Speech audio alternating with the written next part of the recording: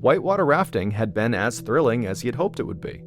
They'd floated past Native American ruins and through canyons with cliff walls stretching nearly a mile over their heads.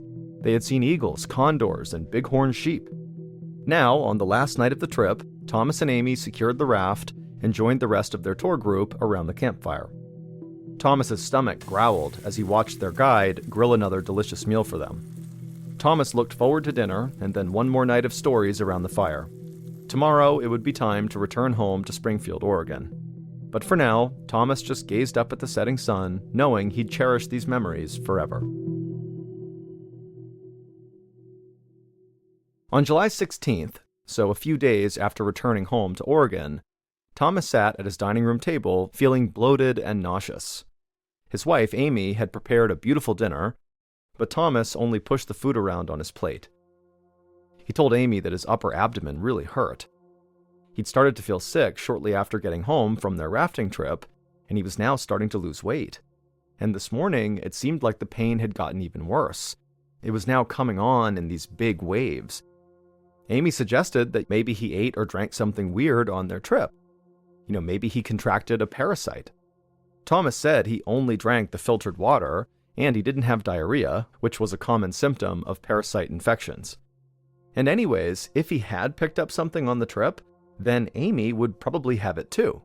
But when he looked at Amy and asked her how she was feeling, she just kind of shook her head and said she didn't feel sick at all. Thomas knew that his wife was probably right, and his pains were no big deal. But as a retired doctor, Thomas couldn't resist diagnosing himself. Just in case it did turn out to be something serious that required him to see his physician, Thomas began keeping a detailed journal to record all of his symptoms. He thought that this journal would help him understand what was causing his pain. Thomas had seen some heart-wrenching cases in his long career as a cancer surgeon, and as he tracked his symptoms over the next few days, he started to get nervous. He wanted to stay open-minded about what was causing his symptoms, but he couldn't help gravitating toward the dreaded disease he knew so well: cancer. Thomas reminded Amy that his mother had died of pancreatic cancer when she was only 74. In his experience, a previously healthy 71-year-old man with persistent abdominal pain and unexplained weight loss could only mean one thing. Until he was proven wrong, Thomas was certain he had cancer too. Thomas picked up his cell phone and called his close friend, Jonathan Gonen. Dr. Gonen was a gastroenterologist, a doctor who specialized in the stomach and intestinal tract. Thomas told his friend that he wanted a CT scan to figure out if he had a tumor in his abdomen. But, unfortunately, the earliest appointment Dr. Gonen could get for Thomas was a few weeks away in August. Thomas hung up the phone feeling disappointed. There was nothing he could do except wait. A week later, Thomas stood in front of the bathroom mirror squeezing toothpaste onto his brush. And then he looked up and felt totally alarmed by his reflection. He was pale and gaunt, his weight was now down about 15 pounds since he'd returned from that rafting trip, and now he could barely stand from the fatigue he felt, let alone brush his teeth. Just then, a bout of nausea swept over Thomas, and he rushed to the toilet. He dropped to his knees preparing to vomit, but nothing came out. All of a sudden, he felt these severe spasms in his stomach as he fell over sideways onto the floor. The tiles were freezing cold against his cheek as he lay there shivering in just his boxers. Then he called out to his wife and said he needed to go to the emergency room right now.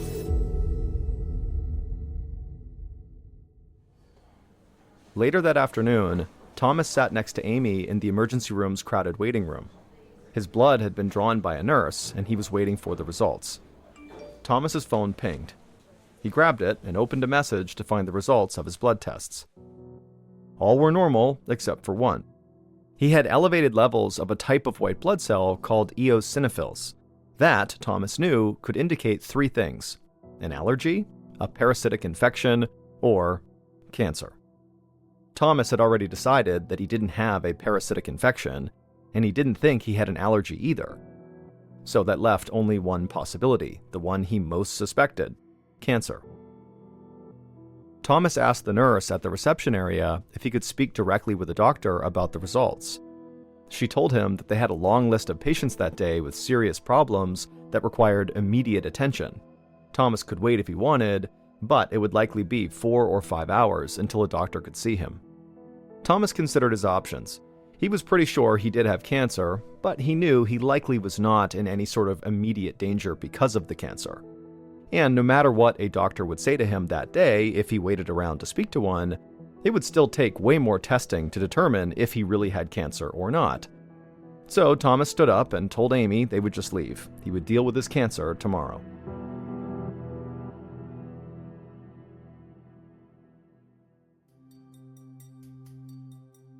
The next day, Thomas sat across the desk from his primary care physician. The doctor looked at the results on his computer as Thomas tried to describe his symptoms. And then at some point, the doctor asked Thomas about his diet and routines. And then after hearing what Thomas had to say, the doctor glanced up from the screen and told Thomas that, you know what, this is probably a dietary issue. And then he suggested Thomas try a grain-free diet. Thomas was stunned. He wanted to be screened for cancer. And now his primary physician was telling Thomas, a cancer specialist, to just try a grain-free diet? It seemed kind of asinine. And so Thomas just stood up and curtly thanked the doctor, and then took back the test results and left the building. 4 days later, Thomas was sitting at his dining room table with his laptop open in front of him when he got the best news he had received in a very long time. The results of the CT scan he'd finally been allowed to take had just come back. And the results were normal. He did not have cancer. Thomas felt an enormous wave of relief, but now he was more puzzled than ever. The pain in his abdomen had not gone away. He had barely eaten in the past 4 days, and he had now lost 22 pounds since he had returned from that rafting trip. And so Thomas was back to trying to figure out what was going on with him himself. And so while sitting at the dining room table, he began scanning through his journal with all of his symptoms he had recorded, while also going on his computer and looking up possible obscure disorders that might fit his symptoms. And as he clicked through these medical sites, he turned his attention to a chronic digestive disease in which white blood cells build up inside of the intestines, causing pain and bowel obstruction. Thomas knew that the condition, called eosinophilic gastroenteritis, was rare, but he was running out of ideas. He was growing desperate to know what was going on with him. He was in agony, both physically and mentally. And even though he was a doctor, he was completely stumped, and this made him feel so helpless. So eventually, Thomas just picked up his phone and called his friend, Dr. Gonin, to see if maybe he could help him again. A week later, Dr. Gonin paced inside of his office. He had just arranged to have Thomas have a tiny camera inserted down into his throat to look around inside of him to see if maybe he had a bowel obstruction. But like all of the other tests Thomas had undergone, this one too came back with normal results. Dr. Gonin was bewildered by his friend's case. He decided to order one more test to get a better look at Thomas's small intestine. The images on this specialized MRI would be much sharper than the CT scan, which would allow doctors to see very small problem spots. Dr. Gonin hoped the added clarity and details of the imaging would finally reveal what was wrong with his friend. The day after the MRI, Thomas went to the radiologist's office to discuss the results. Looking over the images, Thomas was surprised to see a tiny abnormality in his upper left abdomen. This abnormality was about 1 inch long and very, very thin. The radiologist told Thomas that the shiny spot looked more fuzzy on the earlier CT scan, and he thought it was just a buildup of plaque on Thomas's artery wall, which is a common sign of aging. But with the specialized MRI, it made it clear to the radiologist that he'd been wrong. Something strange was going on inside of Thomas's stomach. Then the radiologist had an idea. He was curious to see if this weird spot was stationary or moving around inside of Thomas, and so he offered to do another CT scan right then to find out. Thomas agreed, and they performed the scan immediately. And sure enough, it showed that the weird spot had moved in just a few weeks between one CT scan and the next. But before the two men could decide what to do about this weird moving skinny spot inside of Thomas's stomach, the radiologist noticed something else that required immediate attention. It might explain Thomas's chronic pain too. Thomas leaned in and saw on the image that there was another small spot. The doctor told Thomas that it was a gallstone, a hard mass that was growing in his gallbladder. Thomas and the radiologist stared at each other. Gallstones can cause severe pain and cause serious problems if left untreated. And so Thomas's inflamed gallbladder needed to be removed immediately. On September 13th, Thomas underwent surgery to remove his gallbladder. In the last moments before the anesthesia knocked him out, Thomas prayed that he was about to be rid of the terrible stomach pains he had endured for 2 months. A few hours after the operation was over, Thomas lay in a hospital bed resting with Amy by his side. His surgeon entered the room, walked to Thomas's bedside, and stood there grinning. The surgeon said that he had successfully removed the gallstone and the inflamed gallbladder, but that was actually not what was making Thomas sick after all. The surgeon explained that while he had Thomas's abdomen open, he decided to investigate that tiny, thin spot, the trouble spot, from the MRI scans.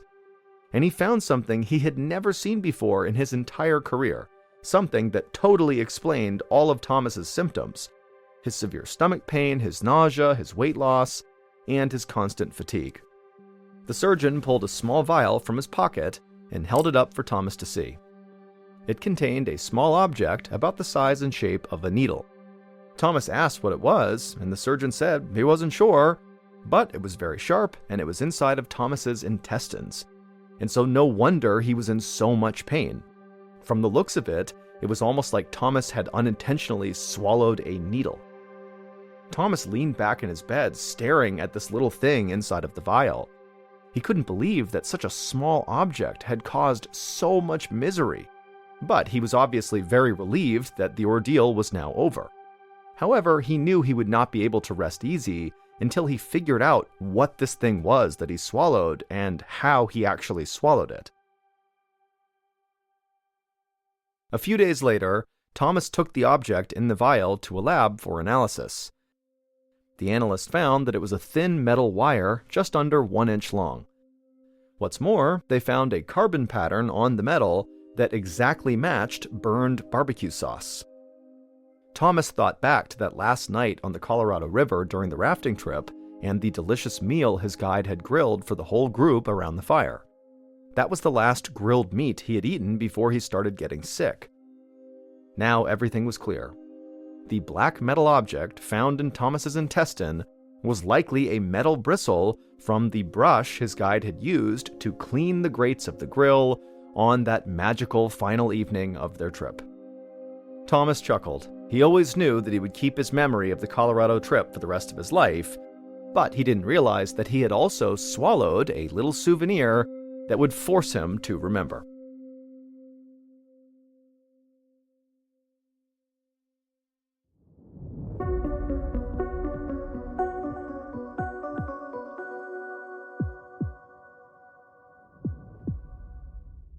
Here is our second story called Into the Woods. On a Saturday morning in June of 2009, a 55-year-old woman named Elizabeth and her husband Ron pulled their RV into a campsite in western Vermont. Elizabeth loved camping and took every chance she could to head for the wild, leaving behind her comfortable suburban life in Connecticut. But as she had gotten older, she had begun to enjoy the comfort of an RV. It was much nicer to sleep in a warm bed at night and not have to deal with the hassle of setting up a tent and then sleeping on the ground. The RV lifestyle was just so simple and so easy. Today, all the couple had to do was park their RV at the campsite, then put on some sunscreen, and then head out for their hike. And so, that's what they did. The dense Vermont forest they were in was beautiful, but Elizabeth had to admit that the conditions today were kind of miserable.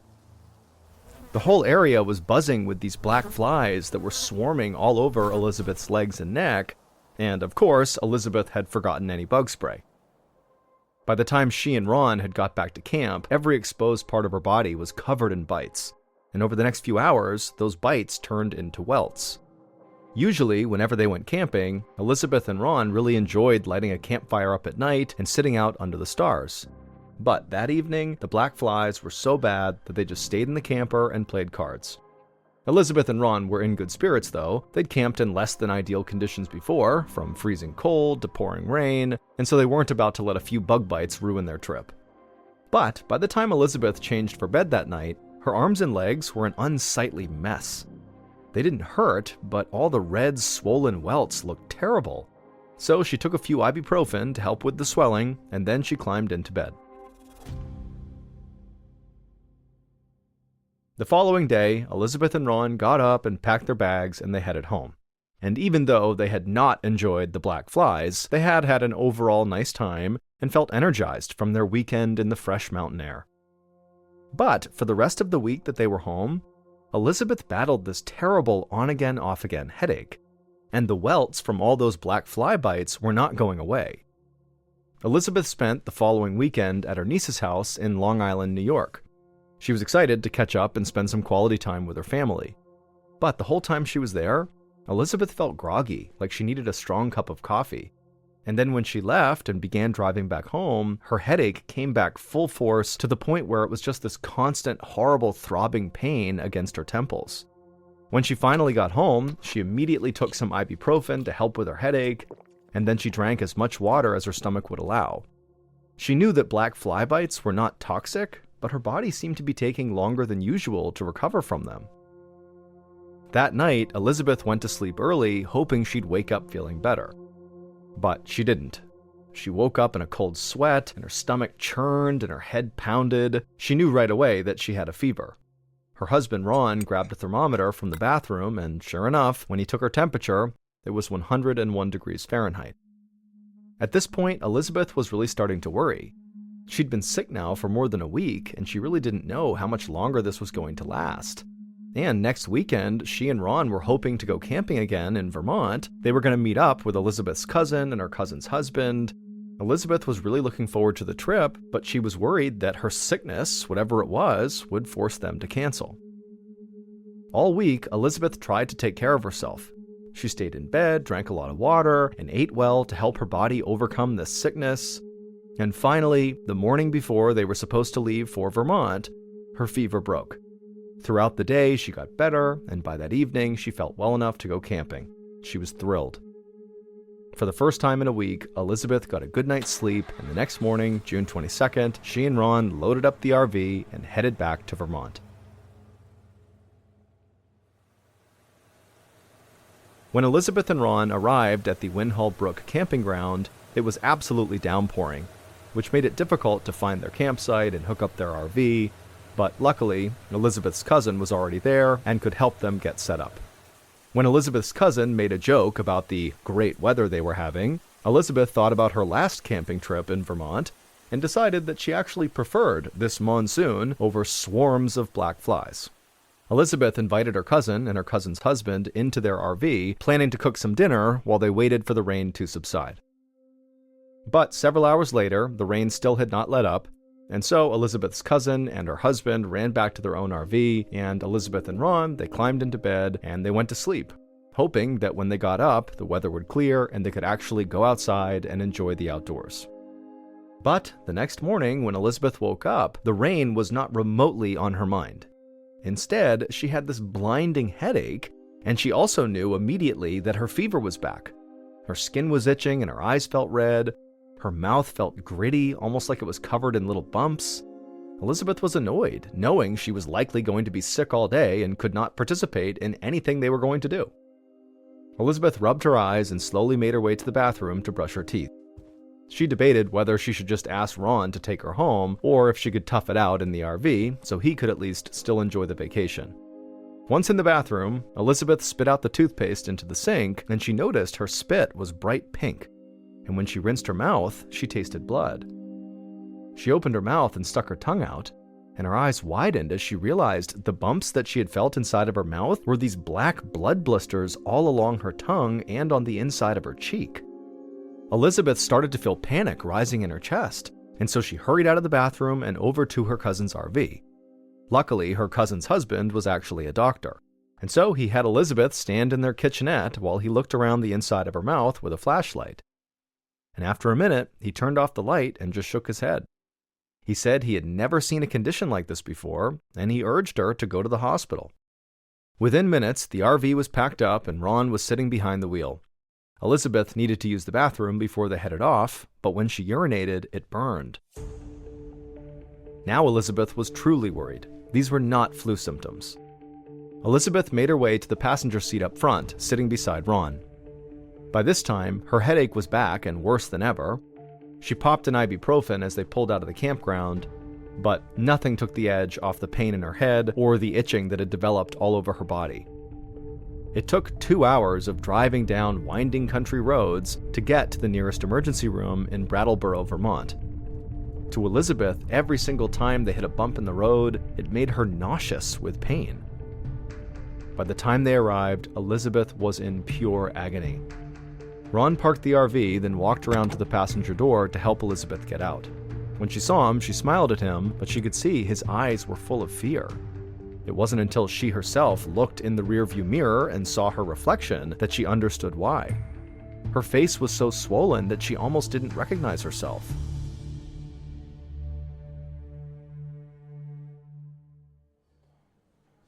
About 5 hours later, Dr. Teresa Fitzharris walked into her office at Brattleboro Memorial Hospital, ready to start her overnight shift.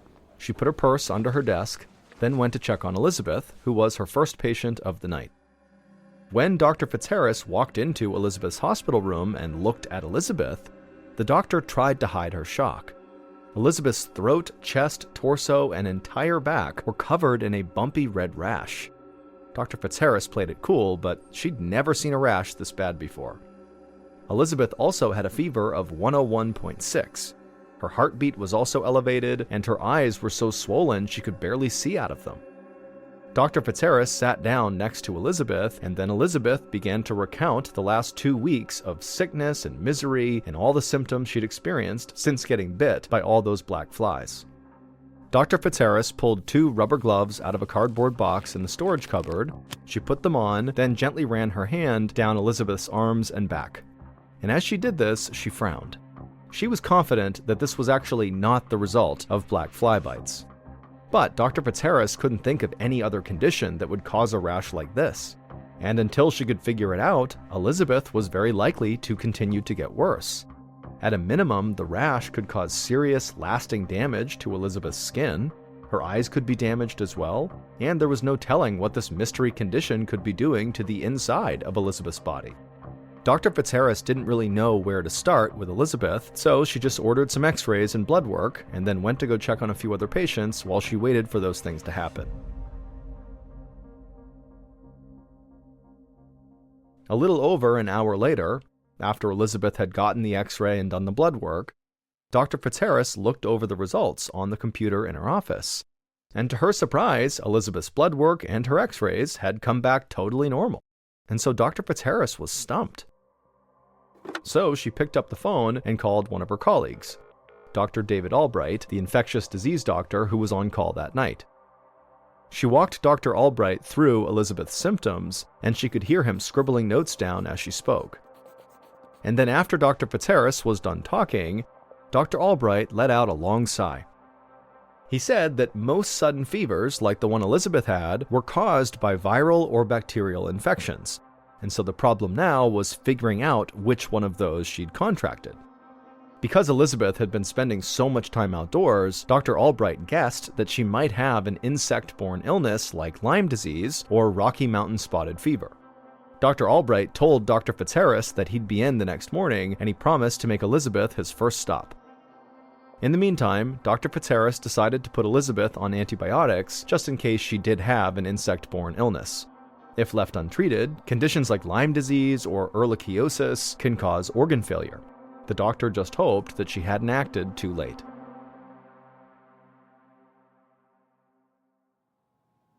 Early the following morning, Elizabeth woke up to the sound of a knock at the door of her hospital room. She squinted through her swollen red eyes and saw the blurry outline of a person walking into the room. He then introduced himself as Dr. Albright and asked if the medicine that Dr. Fitzharris had prescribed was helping at all. Elizabeth groaned and shook her head no. She told Dr. Albright that she could barely see and her rash was more painful than ever, to the point where even a tiny shift in bed was extremely painful. He promised he would do everything he could to help her, And then he said he was very sorry, but he needed Elizabeth right now to sit up straight so he could determine how much her rash had spread. And so Elizabeth tried not to scream as Dr. Albright helped her sit up. Even the slightest touch on her skin was agonizing. As Dr. Albright looked over Elizabeth's body, he could see that the rash had spread, and it did not look like the medicine had helped at all. That meant his suspicion that it might be something like Lyme disease was incorrect. But unfortunately, he didn't really have any idea what else could be making her sick. Elizabeth clenched her teeth as Dr. Albright helped her lie back down. She knew the doctors were doing their best, but the fact that basically nothing had worked so far was still extremely frustrating. She could barely open her eyes and her whole body felt like it was on fire.